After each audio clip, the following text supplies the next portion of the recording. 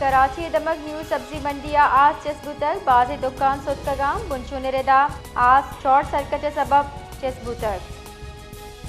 कराची दमक new सब्जी मंडिया आज चेसबुतर बाज़ दुकान सुदकगाम बुनशुनिरदा आज शॉर्ट सर्किट सबब चेसबुतर।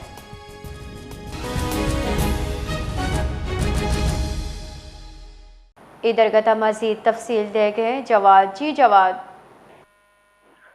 जी बिल्कुल, कराची में न्यू सब्जी मंडी में जो है वो आग लग गई है, जिसकी वजह से कई दुकानें जो हैं वो जल गई हैं।